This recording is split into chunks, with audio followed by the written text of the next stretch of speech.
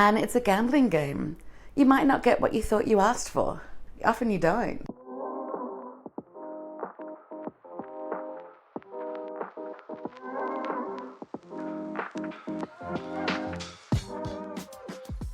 Hey there, you're listening to Content About Content, the podcast designed to help you feel more content, confident, and in charge of your content creation.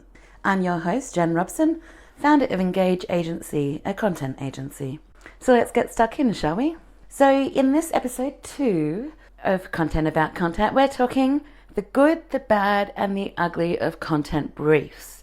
Now, if you've worked with any kind of creative, whether in-house or through an agency, you would have come across a brief. But there are so many different brief templates out there. Some are good, some are great, some are downright awful. And knowing exactly what you need to tell your agency, well, it depends on what they need to create, and it depends on their specialty. Content briefs in general are a special kind of beast and generally make up 2 parts. You have your content brief, which is project specific, and then you also have your star guide or voice guidelines, which are more generic and apply across all projects. And they should also be provided to any content agency or freelancer that you hire, or even anyone in-house. But having worked in content now for more than 20 years, I've seen a lot of briefs in my lifetime, and it's very rare that you get a very good brief, which is a bit sad. Often companies will have their own templates for briefs that they require people to stick by, just to ensure there's standardization and people know what to look for. And often those briefs are created by people who don't actually work on the content themselves. So they're making guesses at what needs to be included and what doesn't. Or they're briefs that are being repurposed for content that aren't necessarily written for a content provider, but they're more of a project brief, a project proposal that have just been slightly amended to suit the writer. So briefs are a pretty vital part of working with any copywriter or any content writer, content marketer. A good brief will basically share what the project is so that your objectives, your goals, and your aims are really, really clear. Good briefs inspire creativity, but they also give freedom for the writer to do their best work. And that's where a lot of briefs that I see fall down. But the other part of the good brief is that it allows people to understand the structures in which they need to work, while also keeping them on brand and on style, and ensuring that we fit within the design templates that you use, whether they're on your site or in email templates, whatever it is, so that things don't break and look awful. And that's really important for good content. Good content is not just about the words, it's not just about the messages and getting them things right and talking to the audience. It's also about making sure things look well laid out and well structured and they look pretty to the reader. You don't want to read an ugly page. I don't want to read an ugly page. So that's quite an important part of it as well. Content needs to work within the design, either in partnership with the designer at the time or within the design templates that you have for your website, publications, whatever it is that you're working on. So every copywriter is different and everyone has different wants and needs for delivering their best work. And some copywriters will want what I consider to be ugly briefs. And look, this is a possibly unpopular opinion, but any writer who wants ugly brief really doesn't want to think. So let me tell you why. I'll quickly go through the 3 kinds of briefs there are. When we're talking about good, bad, and ugly, the good, the bad, and the ugly. Let's talk about the bad first. So the bad briefs, it just doesn't have enough info. You might be told that you want a web page. Okay. You might be told that you want a web page about, a certain feature or a certain product that you're selling. And that's fantastic. It's a great place to start, but we need more than that. So bad briefs tend to cause the writers or the creatives to guess at what it is that you want, what it is that you need. We're doing some mind reading work there. It leads to assumptions and confusion, and it's a gambling game. You might not get what you thought you asked for. Often you don't, and sometimes you will provide a bad brief where it looks like it could be a good brief, but you're using terminology that you think sounds smart and sounds like you know what the writer is used to, the terms they're used to, and you get it wrong. I once had a very well written brief for a client that was asking for a style guide and a brand voice document, except that actually wasn't what they wanted.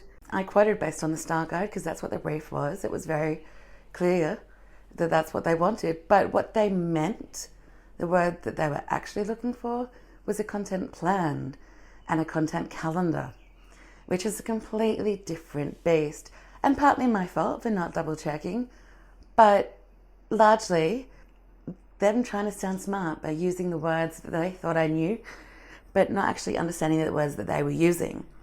So yes, a bad brief can lead to you getting not what you thought you asked for.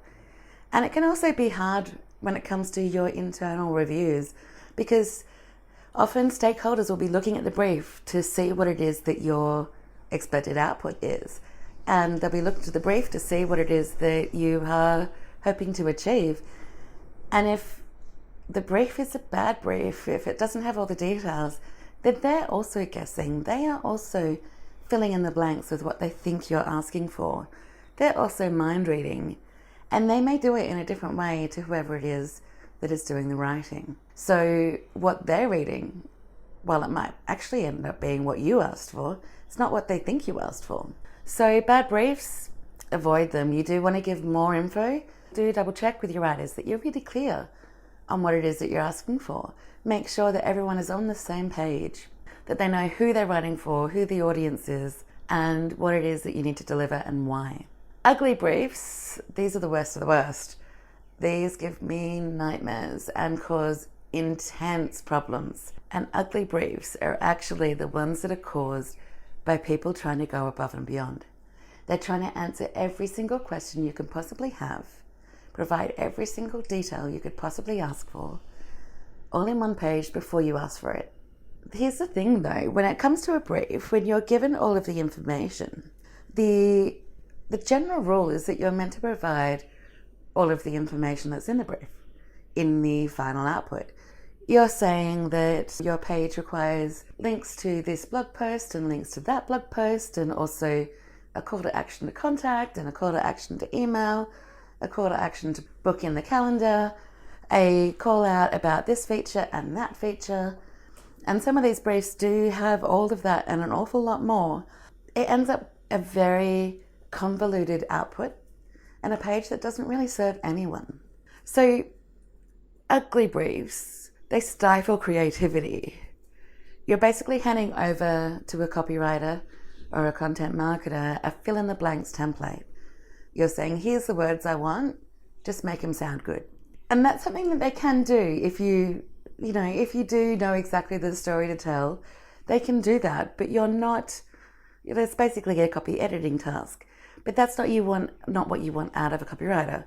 You want them to draw on their skills to work out how the copy should flow best, how the messages should flow best, how the audience will hear and absorb your message and be open to your message in the most natural and most positive way. The ugly briefs just make that really, really difficult, because when you're told what order to have information in, what all of this information to be included, you lose that creativity. You lose that ability to craft a story because it's been crafted for you, and it may not be crafted in the most natural way. Often when you are working on a ugly brief, one I worked on recently was in this squash it in manner, and they were like, we only want 500 words. That's the limit on this design template, 500 words. But to make all of the messages that they want included make sense and flow, it really needed to be more like a 2,000 word piece. So to make it 500 words, it was basically this really ugly, here's one liner, here's a link, here's one liner, here's a link.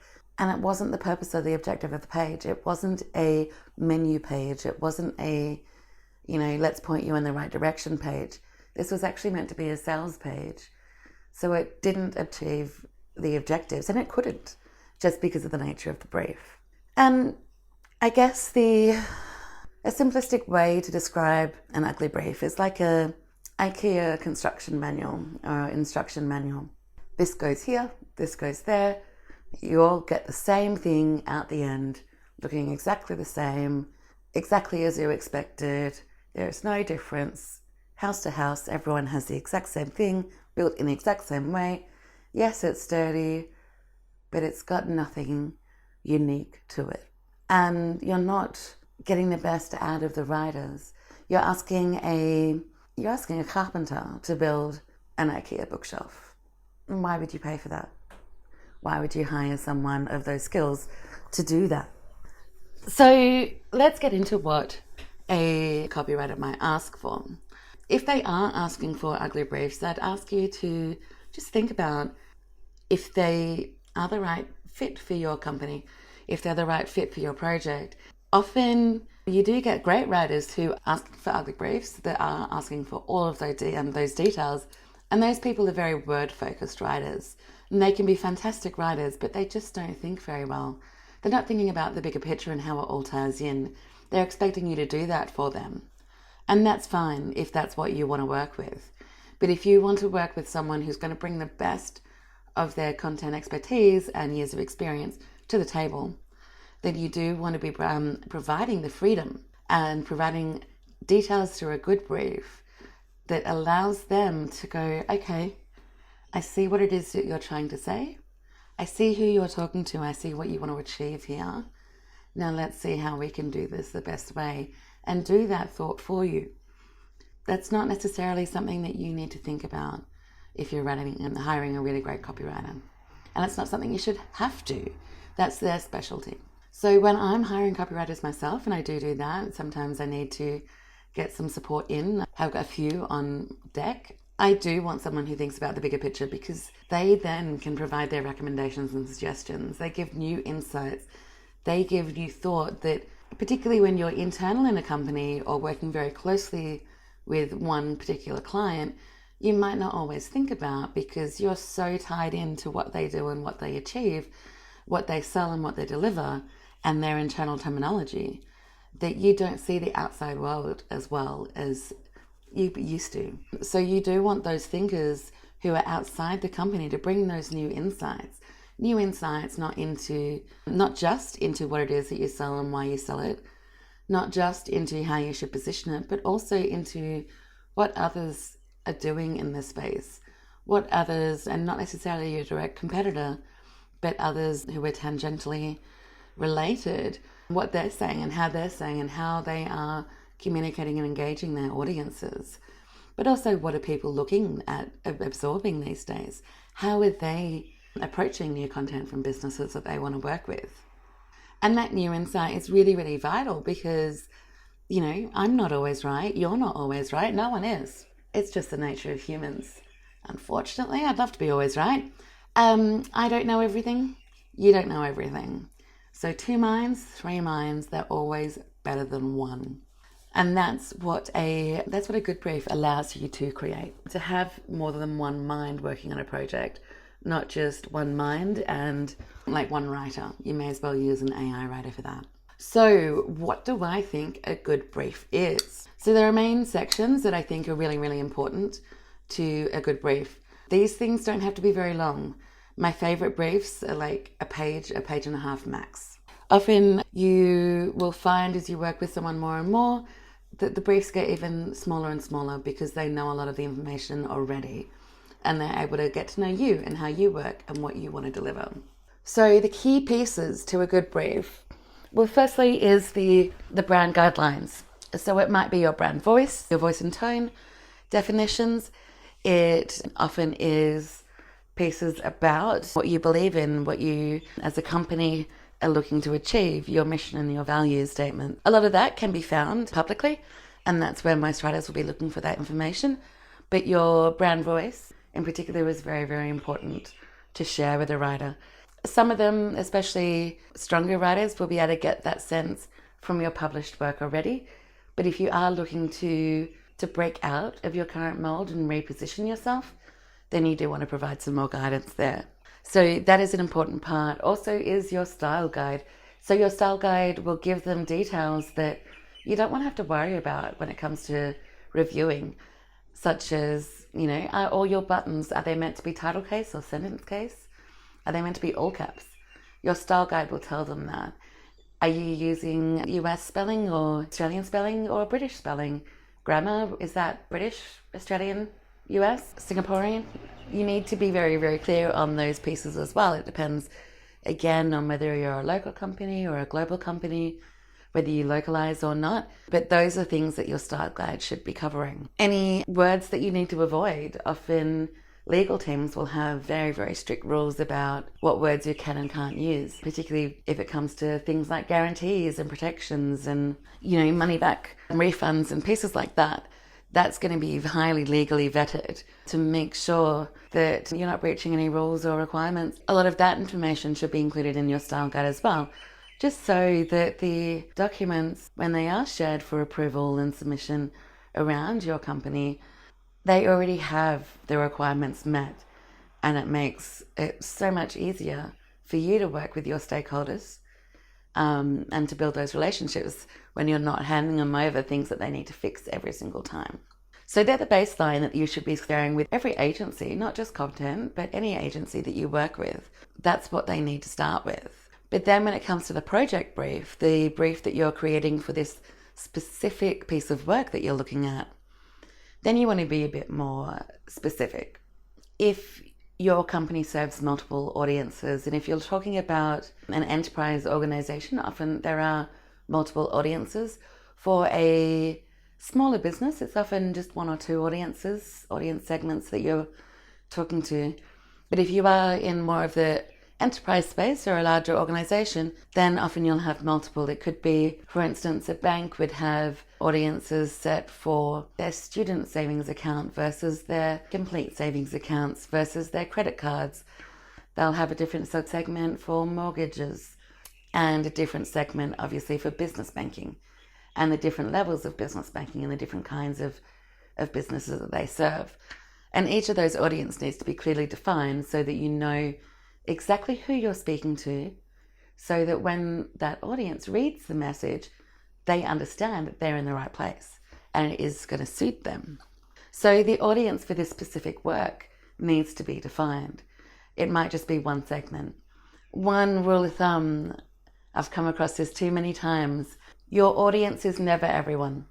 Everyone is not an audience.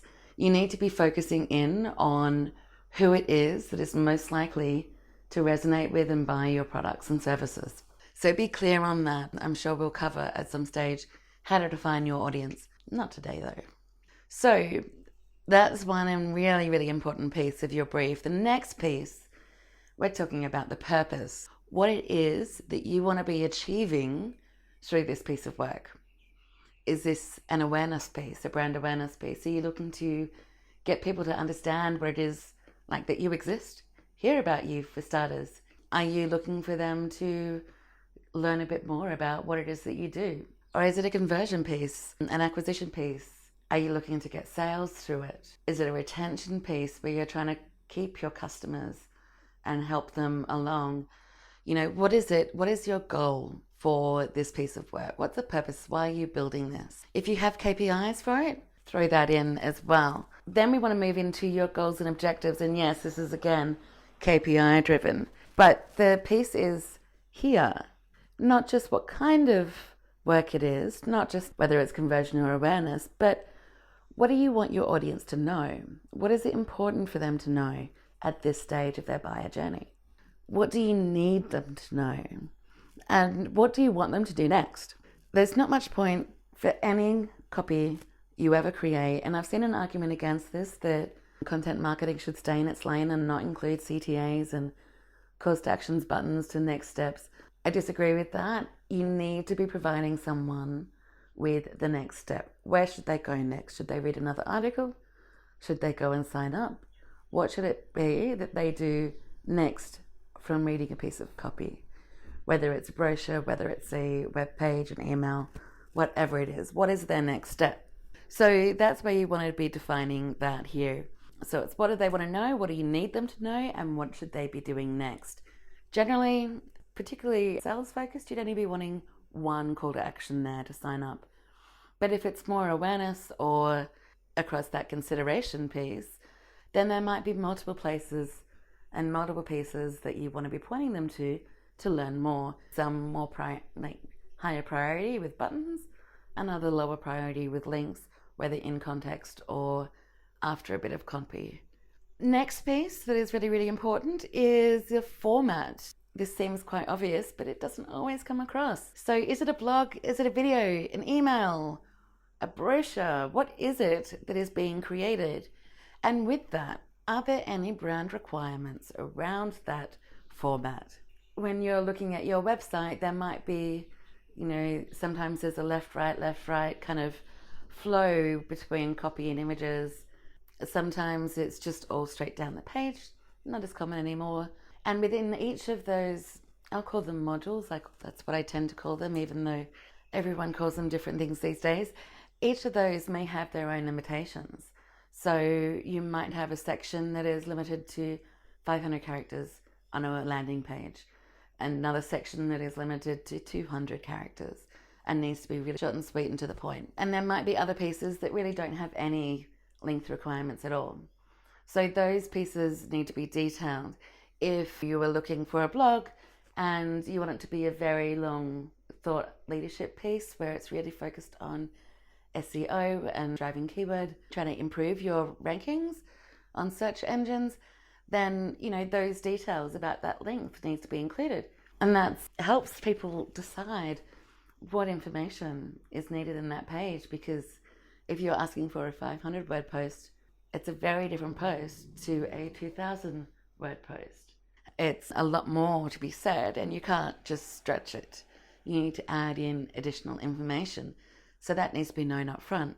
There might be layout requirements that need to be considered as well in terms of messaging.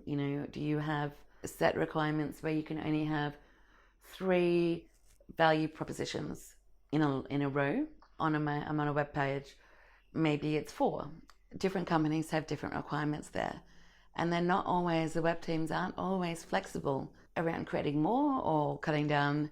So you need to be very, very clear on those requirements as well. Otherwise, you'll end up in revision or arguments with your web teams, and things will never go live. I've been there. You don't want to do that. So the next piece is placement. And by that I mean, how is the audience getting to the copy? Is it a web page? Are they getting there from another page in your site? Are they getting there from an ad? What platform is the ad on? What does that ad say? Is it a brochure that they're handed at a conference that they're attending? What is that conference? Those details help define that user experience and that user journey, and help ensure a consistent and flowing message from one step to the next step as the customer walks through your site and your content experiences. But you also want to know here and share with your creative team what the customer already knows and what they've already seen, because you don't want to be repeating the same thing again, particularly on pages where if they're led from one page to the next or from an email to a web page, you don't want to have duplicate copy. Some people will argue that duplicate copy on the email to the hero portion of the web page makes people think that they're in the same place, they're in the right place rather. But what I've seen is that people often think, oh, I've read this, I don't need to read it anymore. So you do want to be really clear about where they've been, what they know, what they've seen, so that you can help craft that right message. Next piece, and this is back to SEO, and that's if you are looking at an SEO focused piece, you want to add in any keywords that you want to be focused on.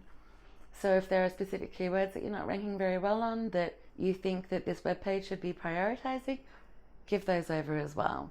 As a rule of thumb, you only do want to be focusing on 1 or 2 keywords per page, nothing more than that. But it's important that the writer knows that up front. Or if you want them to do research for keywords, then you need to tell them that as well. And they may need to add extra budget to the project. We're nearly at the end. So the next step is any reference materials. So there might be existing pages that you like, existing pages about the product or service or whatever it is that they're writing about, or there might not be anything public already. And if there's not, then you might want to be providing things like internal strategy documents, any internal information or decks or presentations that have been given through the building of the product, screenshots if it's a online service behind a login, those kind of things to help people understand what it is that they're writing about. without them having to come back and check things with you, and without you having to correct them for getting things wrong when it comes to reviewing. If there are existing web pages that do have some background info, hand it over. It just makes sense to keep it with them. You can ask them to search, you can ask them to browse your site and find it, but if you've got it, just throw them in. It just makes things easier. And then the final piece is competitors. Here's where you want to tell people who's doing what well in the space. What do you want us to look at as a writer? What do you want us to see? Maybe your competitor is doing something that's a bit different to you and you want inspiration drawn from that. There will never be any copying. Well, there should never be any copying, but it's to draw ideas from and also learn from your competitors about what they're doing badly so that you don't fall into the same mistakes. Calling out who your key competitors are is important for people. Don't just assume that they know, because internally who you think your competitors are is often kind of different to what people externally think your competitors are. There might be different companies that you're benchmarking yourself against to the well-known names out there. So providing that information can also help out in showing that you're telling the right story to the right people. If there are things that you hate, call that out. If there are things that you love that the competitors are doing, let people know. It's not necessarily to say they're awesome, it's just to say, you know what? I like what they're doing. What can we do that will compete with that? Or what can we do that will resonate with our audience like this is resonating with theirs? There's no problem ever grabbing inspiration from your competitors. That's half of what they're there for. The other is to drive you crazy. But always draw the benefits from competitors when you can. And that's kind of it. Not every brief will need every detail. If you're doing a brochure, you definitely don't need keywords. If you're working with the same copywriter again and again, then a lot of that information they will start to learn and know, and you won't need to provide that again and again. So it's all about building that relationship and building that knowledge, and that makes things a lot easier in the long run. That's the point of a good brief, and that's what goes in a good brief. So what do you think? Have I missed anything? Is there anything in here that you disagree with, you don't think we need, or anything that I've totally missed out and really should have been there? Have you seen a great brief? Have you created a fantastic brief? I'd love to see it. Comment below. I'd love to hear everything you've got to say. All right, well, until next time, I hope you've found something useful in this episode. I'll see you next week. If you have time in the meantime, I'd love to see your comments. You can send us through an email or, subscribe, like, and share, and spread the love. All right, have a great week.